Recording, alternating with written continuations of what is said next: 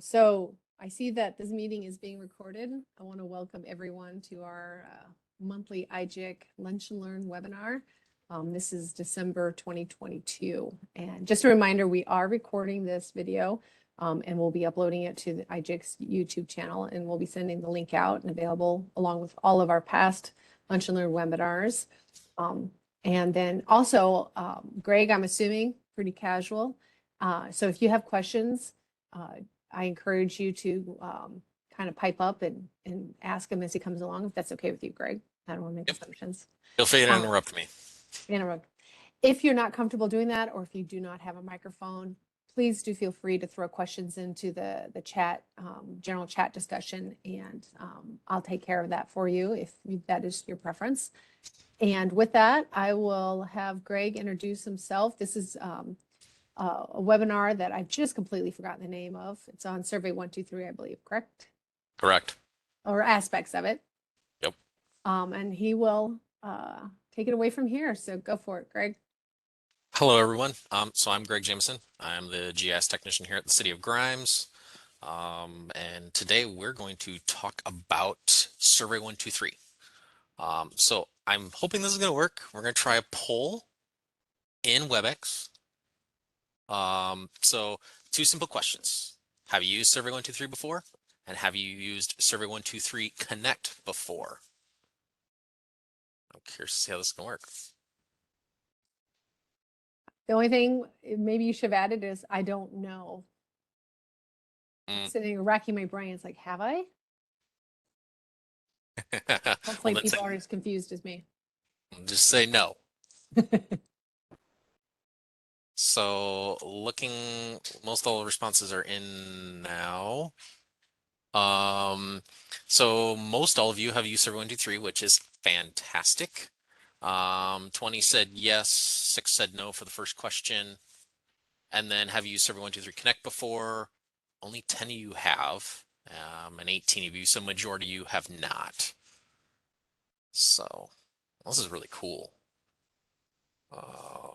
I've never done a poll. I don't think anybody else has done a poll, so I'm just enamored by real-time data. Yeah. So I'm going to go ahead here and close the poll. No one else is taking it. Okay, cool. Oh, yeah. Okay, leave that alone. All right, so I'm going to share my other screen here. So we're going to kind of bounce around between a few different platforms, a few different things. As Micah said, you are welcome to interrupt me. I have a brief story map here to kind of help guide me through our content today. So today, we're going to be going through our process for Grimes to build out our MS4 inspections survey. It's all built within Survey123. I'll share the lessons learned, the tips and tricks and highlights and the whys we did things. And a shout out to Nicole of Software and Licenses. We'll talk about we'll showcase our survey, including the report. We'll dive into it using Survey123 Connect, where it was built.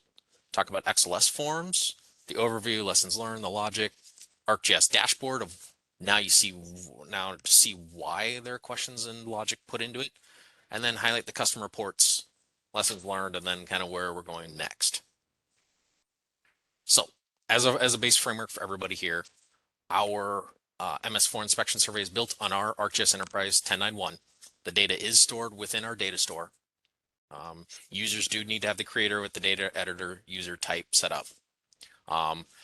URLs get funky when using on Enterprise. I'm putting it on our Enterprise because that's where we're putting all city staff have access to.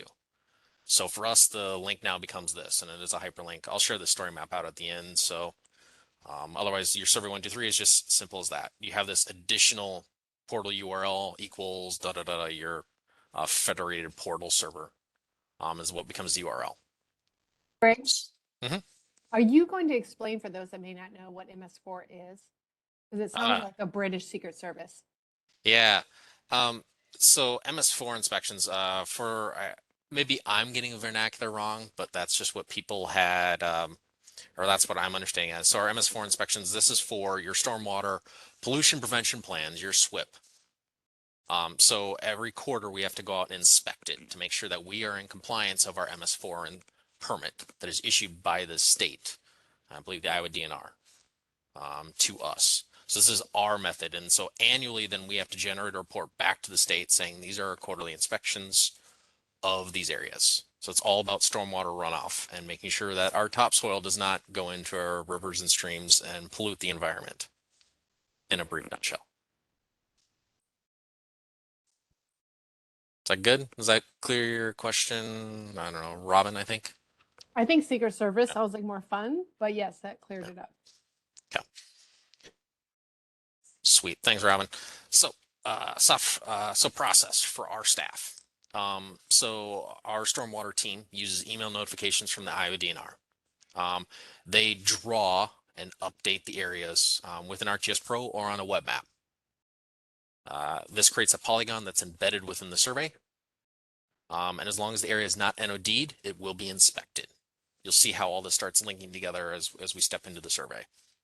The stormwater team using iPads, phones, or recently launched in Windows 11, you're able to run an Android emulator. You collect the information within the survey. This has to be done within the app because we use the outbox functionality or the inbox functionality. We do also allow an outbox to store the incomplete surveys. NOD, yes, to Mr. Kroll is notice of discontinuation. So when a site is there, it's either open, it's suspended, it's expired, or it's NOD'd. Right now, once it's submitted, a report is run, and then we send that to the erosion contractor. We are choosing right now not to use Power Automate, which is a Microsoft product that will automatically can send emails and have a listener to Survey123 because we highlight items in the email to that person because most erosion contractors do not actually read the full report. So this is our way of speeding things up. So our brief backstory of our survey. So it's built off Niles and Associates, who used to work in Grimes doing this for us. We have now taken that over in-house. So we took their form, customized it a little bit with the surrounding communities. Kendra Daniels, who's our stormwater inspector, has worked on as an erosion control person, and that we helped to kind of craft it down. We have our survey broken down into 5 sections: general information, sediment controls, erosion controls, good housekeeping, and the lovely legal signature. We do support unlimited photos with descriptions. We leverage that inbox functionality within the app because it automatically filters to the nearest inspection by the device location. And we added future functionality is by the assigned username. So with all that being said, let's go through this survey together so you can understand this. So I'm going to flip over to our survey itself. So now this is in the web version, so it looks a little different than what's in the app. So just as a side note to that. As I mentioned before, we have a project information. This is all the information done for the permit itself. So there is an area, it's a polygon, so I can go in here and I can go and draw a quick triangle polygon. Site name, whatever it is, who owns it, me, we put in the contractor, the contact name, primary phone number, email address, all that stuff, all stepping through, when it was authorized, when it expires. This is what the permit status is. So is it current, expired, NOD'd? We have a permit type in here of, is it GP1, GP2? This is a general permit number 1, 2, 3. Everything we run is GP number 2. But in case we do have something else that comes along, we built the other GPs in. We said legal status, is it public or is it a private project? So we can track that. These are all filters for us to cut through the data. And then we put in the address. It's automatically filtered out with Grimes, Iowa, automatically filtered with zip code. We add a spot for NOD discontinuation date. We added a question for development classification. This is all just set up for filtering. And then the last one is assigned to username.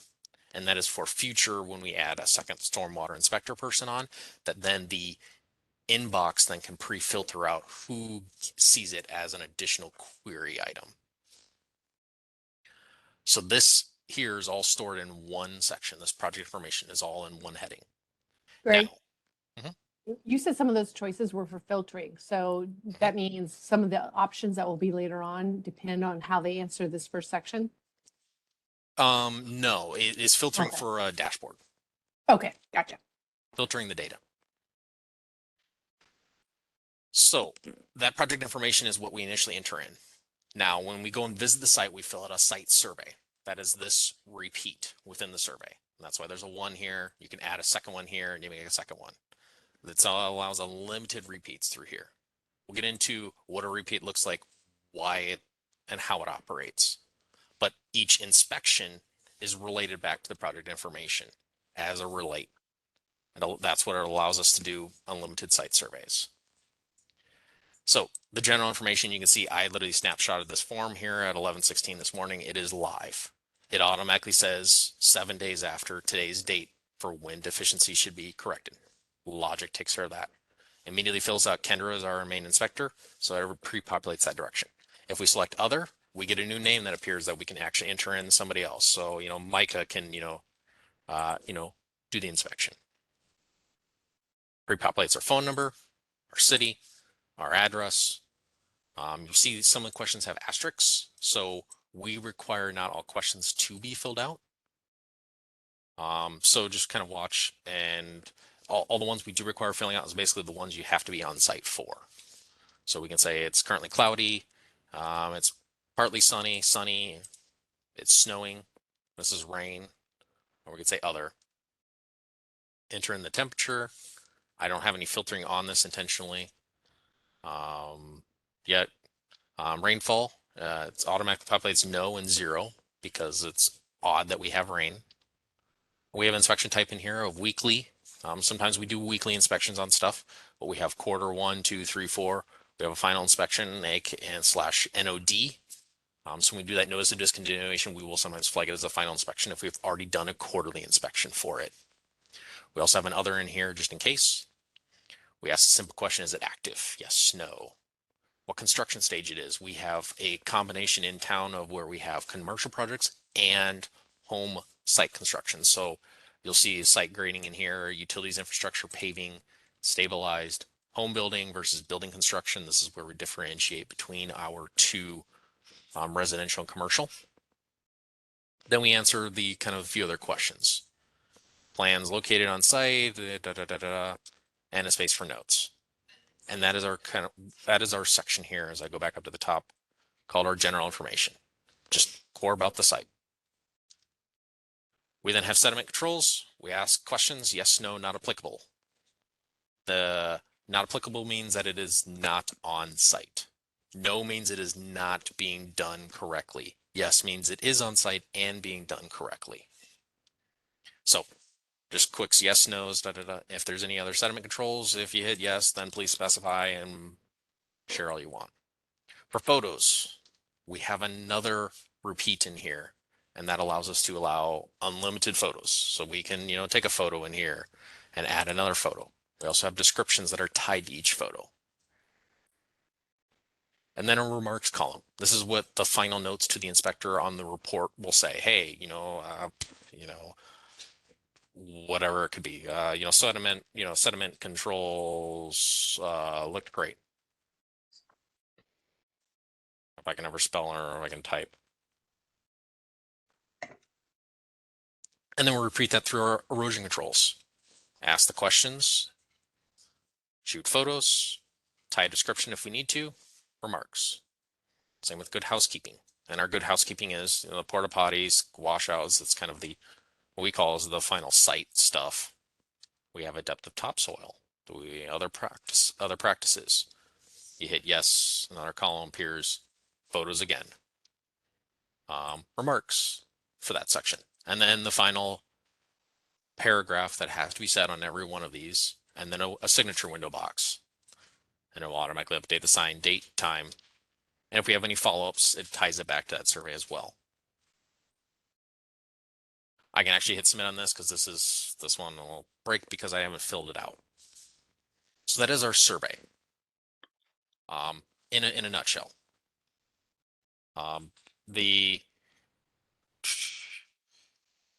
So after we complete that inspection, we use the report template export functionality to generate a formal looking report with all the data. So all that information that was done on the survey gets flown into a spot, and I will actually kick back here to our surveys to an actual one and say, hey, this is live data. And if you've ever done it in Survey123, you can click on this report feature here and say, hey, I want to generate out. We have two forms in here. We have individual, and then we have a descending. So these are custom forms, and we'll dive into further custom forms in a little bit. But what we basically generate out is this lovely form. So that same content that was taken in our survey now in one button click generates out a form. And this is then what we share out. So it has our logo on it, has our information, it has all the questions answered. Yes, no, not applicable, already flown out. And if there's any other sediment controls, photos attached, descriptions underneath, remarks at the end. This one here, I just collapsed it, so it actually does have an enter and sits like that. Same with the erosion controls, all written out for each, has a signature block. Now this one here actually has it for all inspections done for this single site. And this is the fun of making reports, is that it takes that data and packages it up, and then we have this great opportunity to send out.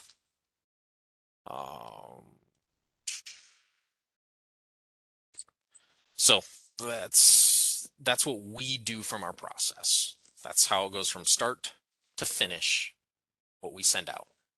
We generally PDF it, so you can have the option inside Survey123 to generate out, yeah, fine, here, select one, to generate out a document or PDF. If you have not done it, if you need any edit capabilities, doc works, otherwise PDF works great. And that's what we literally do. We hit generate, and you can see it. Sometimes I've generated them all out. Our staff person sits inside Survey123, draws on the map, and then exports out the surveys when they come back to the office. And that is our process here at the City of Grimes. So all this is built on Survey123 Connect, and this is the big, deep content that we'll talk about today. It is a desktop application. It links directly into your portal or into your AGOL account, and you make custom surveys using the XSLForms standard. It's an open source standard. It makes really cool, powerful forms. That's all it's designed to do. So when you hop into Survey123 Connect, which I'll overlay it here, you get this lovely little starting splash screen. You are signed in. So you can see here, I'm signed into my email address into our City of Grimes, our portal. We have a couple inspections here. So I'm going to click on our test MS4 because I launched this to do some debugging with Esri. So I have a test example that we can break right now. So within this, you have open XLS form spreadsheet. I'll do that here in a second. You have update, so you can actually run update. This is going to grab your form, update the splash screen you have going on. You can also look at files, and you can also publish. So you'll see here that says, okay, hey, it will say I can, if I make a change, we can go through that. But what this is the same form that we just looked at. This is kind of set up to be more what's going to be on an iPad. So you can still see all the same stuff.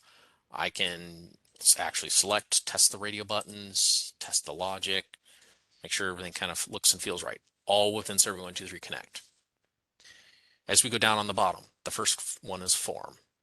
And that's what we're currently looking at. We can go details and say, okay, this is what is published on the portal or on AGOL. This is the title of it. This is the inspection. This is the thumbnail. This is the description. We have options. Options is where you can start to customize this survey some more. So for us, you can see here our initial thing is, we do not show it in the inbox if it is not equal to the NOD. So our NODs are basically our closeout process. We have a cap here on image sizes, so we do 1280 pixels. We don't need to do anything larger or unrestricted. We're not shooting high-res photos. So for us, 1280 works great. All these great hyperlinks too that jump you right to help documents. You can see the map here. I'm not sure if I've customized the map here. Nope, it's still in Redlands. Um, media here, if you added things into it, then this is where you can basically have and see what has been linked into. I don't have anything linked. I don't have any. You can see this is the linked content, the next tab over. So these are just sample template options in here as Esri and we were trying to do some debugging. You can also add some scripts. I have not done scripts. I'm not that cool.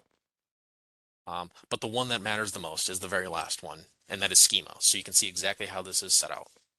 So its title is the feature layers form 20 underscore 20.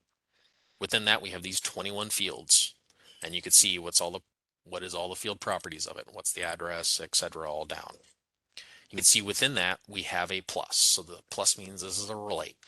So this is a table called survey group underscore group, and it has 91 fields with it. And this is what you customize through and build out in your survey.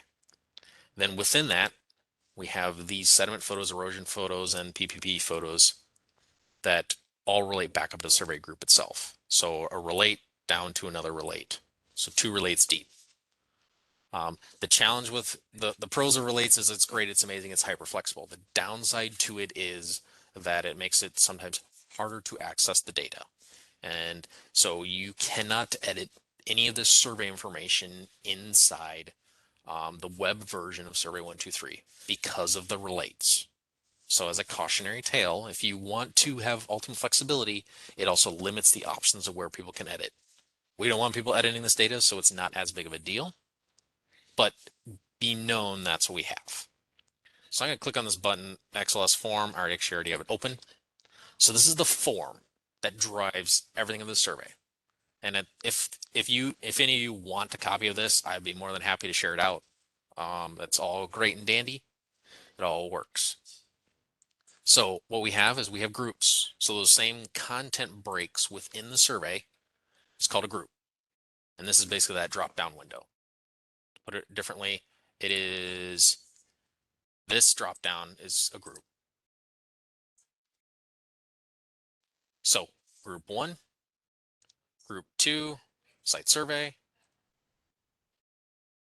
group 3's, sediment controls, group 4, whoops, all the way down to here, our erosion control, etc., all the way down.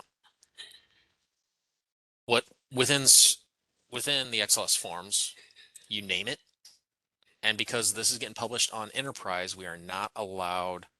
I think it's not allowed uppercase characters, so everything's all in lowercase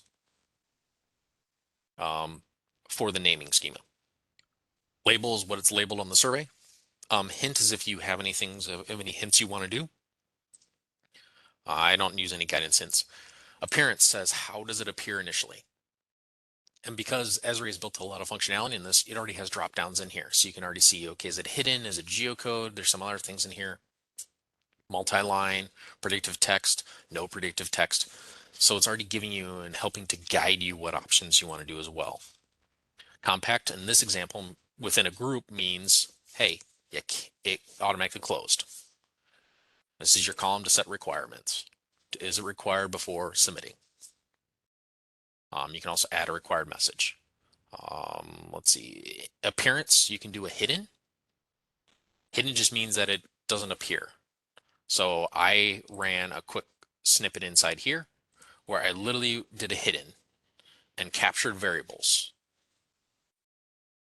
and basically made a copy. That is done by this calculation column. So I literally pull records from the initial implementation, copied it into the actual survey itself. So I don't have to relate back up to the top of the survey. And this is working with inside relates. You can set a read only. Default here is what is initially populated. So I populated, rainfall 0. That has it rained? No. Our address, city, that information. You notice in calculations you can do something as simple as just recall a variable. You can say, hey, I want to take my date, add 7 days to it. There's a calculation. Automatically fill out the field for the user. Now means now, in this exact moment. You can also start doing more crazy logic. So I have this in here of if selected first variable is yes, then in turn 1, if not 0, and I repeat all the way through. And these are hidden fields for me that counts the number of yeses, the number of nos, and the total answers in there, because I also have not applicable. So between those three variables, I can get the fourth variable value through the logic, because I know there's only 5 questions in this. That information is what drives, that appears in a dashboard, and you'll see why I do that then. This also allows me to make sure that our survey takers are properly filling out the survey, that every question is answered. And I can add the logic in that says, hey, you have not answered yes, no, not applicable to all questions. Field of inspection notes. This here is just a text. I should say, well, I should back up and say types are what is it? So is it a text field? Is it an integer? Is it a date? Select one. You see this one has a variable after permit status. That is a custom one here, permit type. Let's see what else in here. If you want to get crazy, you can also do setting field types and links. These are binds. You can link to a media image. You could set a max repeat. So each one of these columns, just set it for that question. All this stuff farther, I've never touched with. So when we get into here, when it says select one like yes underscore no, or select one rainfall, those are choices. And so there's a new whole nother tab called choices. You see yes, no. You see yes, no, not applicable. Inspection type.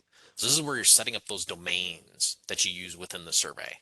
So you can see our weather, the sunny, cloudy, rain, snow, other, already built. And if you didn't, you can add these symbols in it or read it. You can name it as well. So you see sometimes I run a 0, 10, 20, 30, 40, 50 that I'm setting it as a integer domain that is then relays back to, okay, what is the actual label? I forget the proper name of that right off the top of my head. Coded value.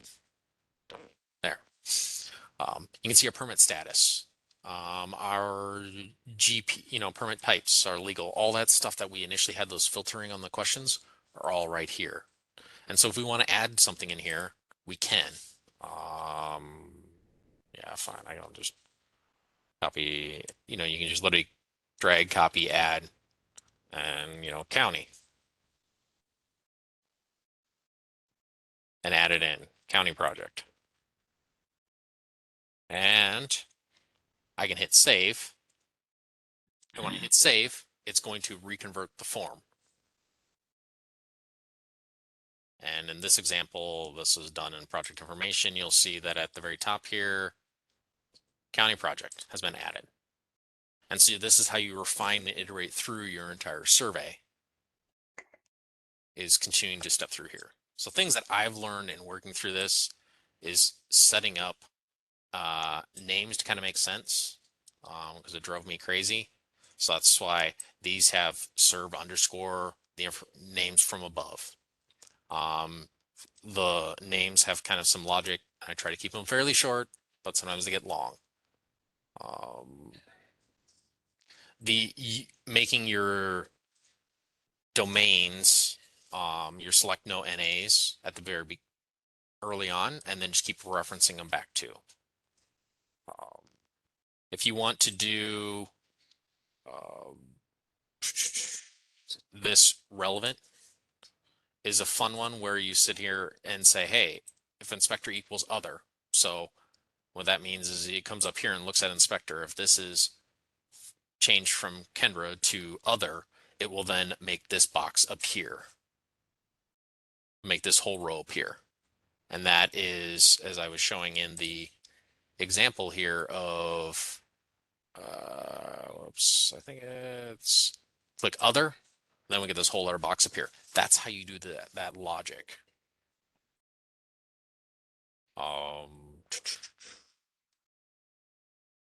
Inspection, these horizontals, basically it's how do you want things to start to look. Do you want it to be compact? Do you want it to be minimal, autocomplete? I know that's probably really small to see, but these options already just drop down for you.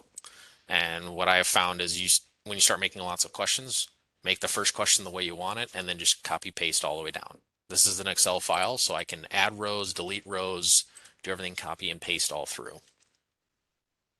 So, let's see what else. So for the photos themselves, the photos are very small. They are 4 lines. Begin, repeat, 7-minute photos. Create a question for an image, title, photo, create a text field for photo, for the description, and the repeat. And then what I have following right after is I have a hidden feature or a hidden field that counts the number of sediment photos that was just done here. So that I know how many photos were collected on the survey within this section. And so this repeat here is its own repeat. That's that table that we're looking at. Going back to that schema, this here is sediment photos. So it is this table that's generating photo description. And you can see here that it's just a binary and where it sits. So as you change things here in the XSLForm, your Survey123 Connect schema also updates.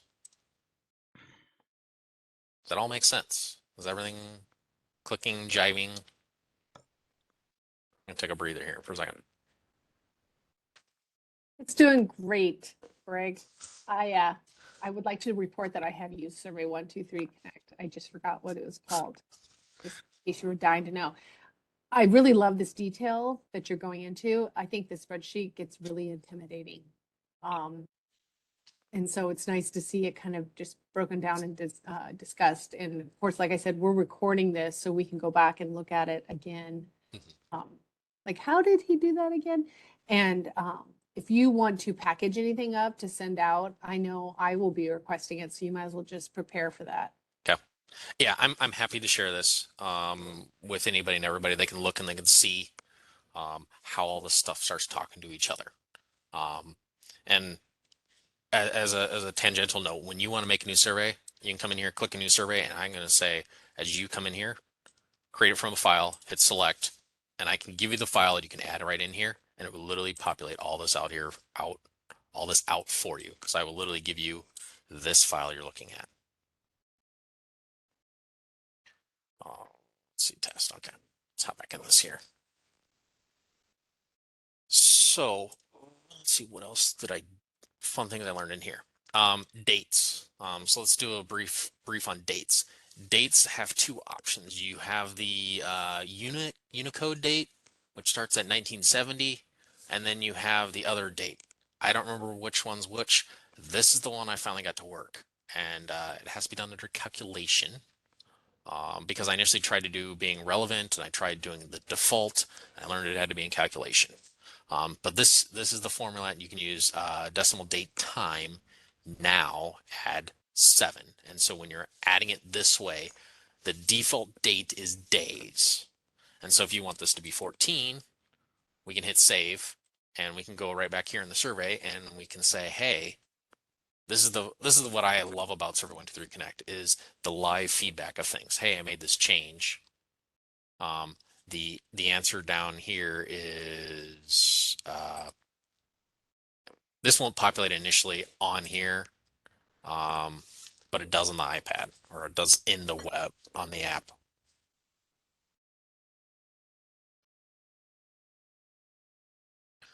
Let's see. So 123 Connect using forms. That's what it is. Yes, we did the logic. Okay. Let's double check, make sure I'm not missing anything else through here. So for questions, you have this appearance, and so you can do a horizontal. With that compact, you can make it smaller on the apps. You can do a horizontal compact.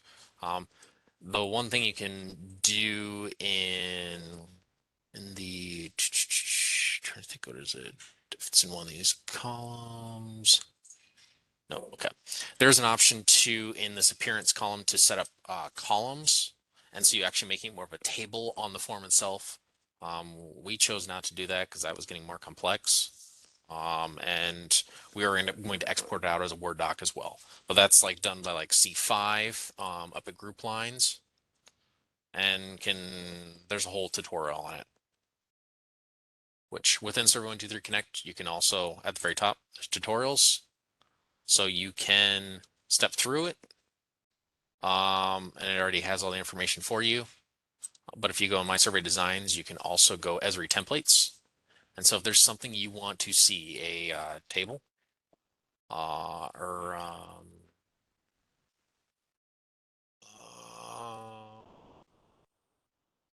there's also samples, and I think this is what I was looking for. There's one here for appearance for tables. Yeah, grid layouts. And so you can actually preload this and say, hey, what does this look like? And so this is that grid I was referring to. So you want an example, and I want to, per se, poach or copy. You can literally open up their example and say, hey, give me the XSLForm. Are you going to open this up? Well, guess we won't. But then you can get the actual code that they use to make this. I should actually just click on files here. I'll force it open. So here, you got, okay. Well, it does work. You can have two open. Welcome to live demos. So we've sat down in Survey123 Connect. We've built out some logic. We added those hidden features or all these hidden questions here to run counts to make sure that our inspectors are gathering. Hey, look, there it opened up. To gather all the information, to run and to check. And so all that data is hidden in the survey. It's not seen, but now we can use it on the backside. It's auto-generating for us. We don't have to do any database. We don't have to run any outside processes. It'll actually capture it for us. And what that powers is a dashboard for us. And so here's our live data with the dashboard. We have category selections. I've not finished all the logic and done all the testing on everything yet. It's 85% the way there. So we can break down by what quarter is it, and things start filtering around. So we can see by Q3 versus Q4, or Q3s and 4s, the first half versus the second half. We can do by what site, and we can also do by contractor. We're trying to tease out, okay, do we have a contractor that may be a challenge, or specific things that are being successful and highlight wins. You can also see that we have taken nearly 1,000 photos through this as well. So you want to talk about a photo library to talk about anything stormwater, I likely have a photo of it, and I likely have 20 of them. You can see that we have 108 surveys done. And then these here are that no's and yeses. And so what I'm looking for here, and I have not quite finished the logic, is what percent is yes versus what percent is no. But what we're ideally here is we want to make sure our no's are as low as possible and our yeses are as high as possible. So what I'm seeing here, at least trend wise, is that our yeses and nos and our good housekeeping is quite low. So we need to see, how about finish filling out those questions, or conversely that they're not really being applicable and we do not need them, and that we can start maybe hiding them in the survey itself. You could see in our sediment controls that, okay, for the most part, they have 5 correctly installed and about 3 incorrectly installed across. Our map here has what our permit status is. So all the red ones is basically the ones we'll all keep inspecting. You can see our lovely WRA connection and how it runs through the landscape, because we have the fun pleasure of doing that. We have a timeline down at the bottom to see where things are at. And so if we wanted to pick on here, if I unselected 4, you can see that our everything updates. And so the data in our survey flows out into a report and also flows into a dashboard, and all this data talks to each other. And the power of those hidden variables gives us additional insight here. We can cut as we want to. What kind of development product is it? We just tag that internally for our own internal processes right now. It will become a category. So that's just the dashboard. Looking at the quarterly inspections and trends within the data. So let's dive into custom reports. So we had that beautiful report at the end. And this is where I found a bug that Ishmael, who is the senior product engineer for Esri for Survey123, he's basically the lead developer of it. He confirmed it with me, what was it, last week, beginning of last week. So I have the survey actually published twice. You'll see I have this single inspection one and I have this version 2 one. That single inspect is for us to actually report out the first inspection. So when working with custom ones, here's our Word file. This links directly back up to that Survey123. These are the variables used. And so this is inside a template. The fun part is when you get to relates, and fun's in big air quotes. So you can see our custom form was generated off. So we have this here. Actually, I'll show in this box here. This here, what I've highlighted is how to go through a relate. So you have a closing bracket that closes it, and this is an opening for, or excuse me, this is the open one for it. So we access erosion underscore photos, display each photo and their description, close it. Now this is wholly within one box on this Word document. So this is one single box. If you have it within a box, it will keep putting it inside that box. If you put it outside of a table, it will pre-fill out that table. And what I mean by that is when I have this fully fledged one, when I have this fully filled out one here, you'll see here that it starts over again. Here's the next inspection.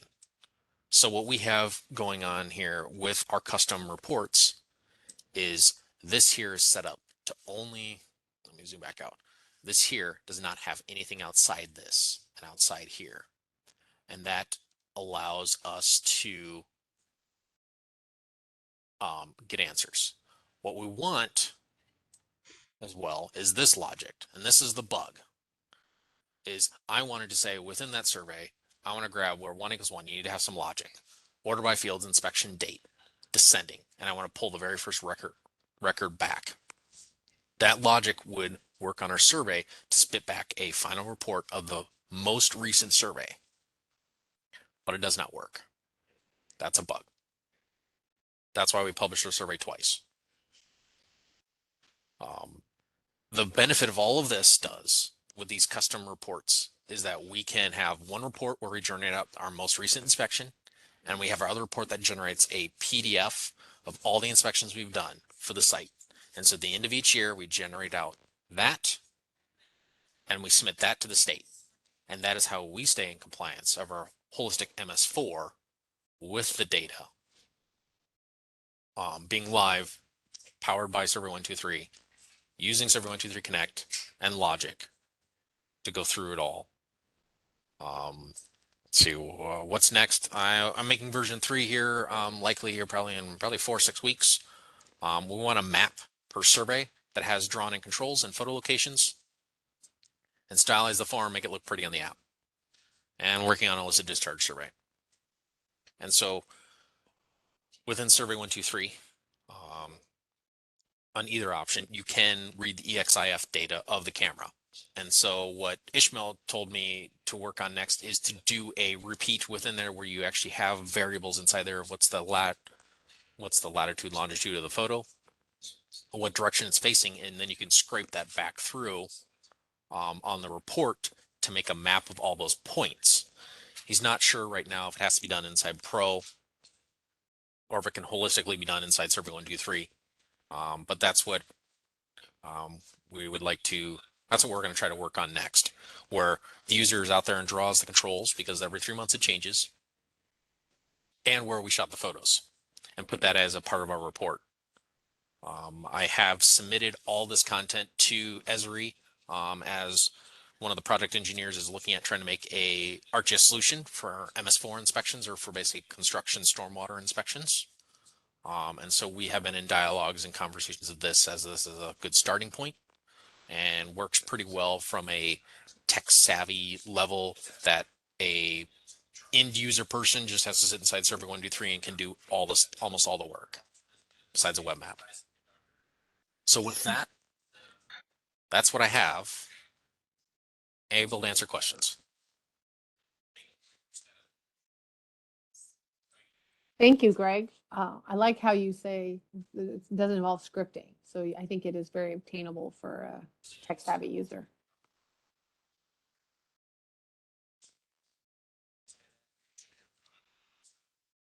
Does anyone have any questions for Greg or would like to see any aspects of it in more detail?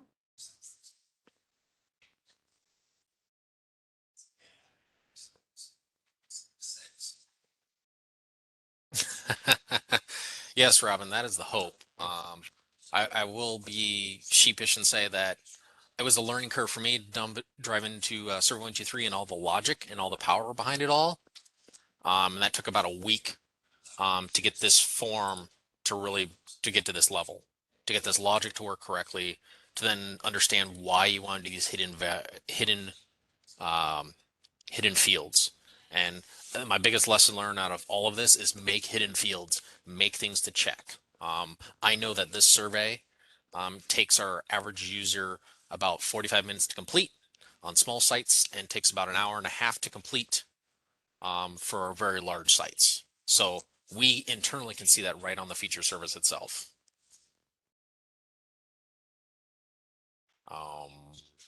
And we also know what device did it because there's a device ID down here.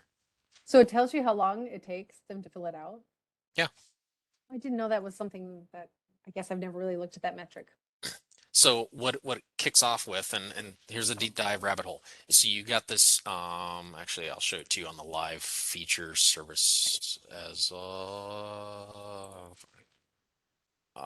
just kick in. Let me grab it here. I'll show it two here. So under the actual layer itself, you have a couple fields in here. Let me make sure I have all the columns appearing. Don't need a global ID. So you want the created date and last edit date. And so you'll see here when things were edited. I'd done some kind of work on it as well, but when we scraped it earlier, you'll see here, okay, 832, 832, no photos. So that's just a temp one. But that's where we can start scraping across data. So when it's created, last edited, is what we have done. Oh, so it's not like it's not something you can go into Survey123 and just see as something. It's something you could pull the information out. Correct. Okay.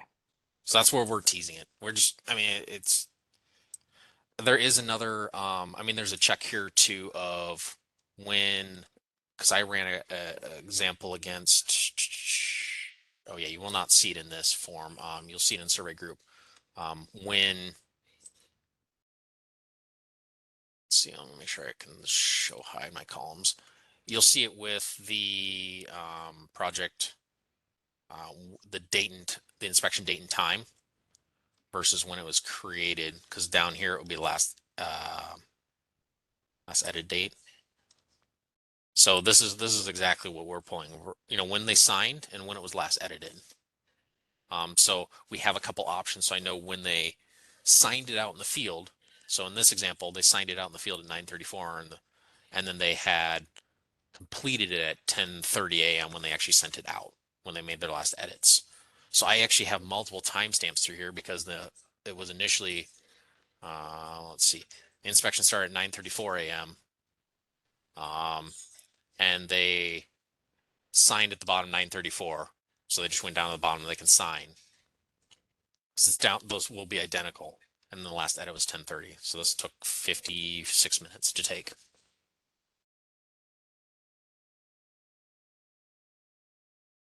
There, that's me fumbling back through how I described all of this. So how has it been received by your users compared to what they were doing?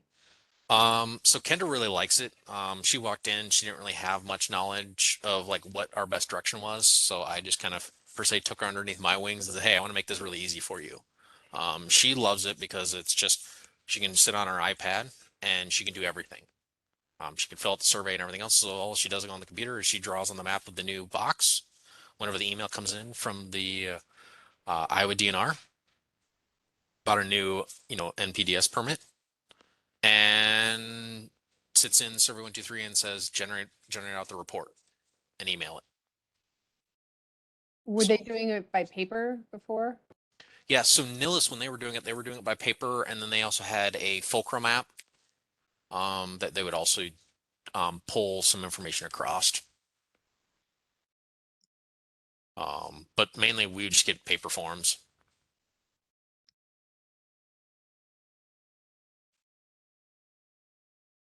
I don't know if somebody asked. Greg, Yeah. thanks for sharing. This is really awesome. And it's really cool to see how, I mean, you really went after this. And exactly what you just said, and Micah, to your question, cities already have to do this. And so you've just, identified that there was a huge gap in that reporting process. Doing it on pen and paper internally or paying somebody else to do it on pen and paper for you, there is a digital workflow solution here.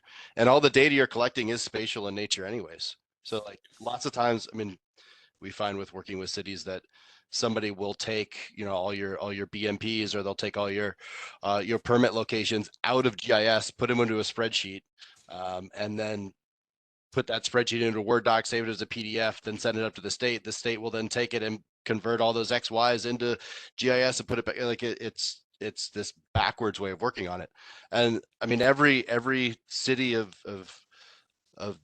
any sort of significant size, I forget the population numbers, and nearly every county. And Robin, I mean, the universities across the state have to do this stuff too. So it is something that is getting done regardless of if GIS is involved. So really cool to see your solutions. Thanks for sharing. Mm-hmm. And yeah, so appreciate that, Matt. I also want to touch base on Jim Shawley's comment here of something similar in field maps. We chose intentionally not to use field maps because of the reporting functionality and the options of Power Automate. That pipeline and those webhooks and everything else was much more robust than what can be done in field maps currently. That's why we built this pipeline. And the biggest thing that will not be coming to field maps is that one-click generate report with that custom report template that I've heard up in the roadmap. That is why we picked Survey123 to do this.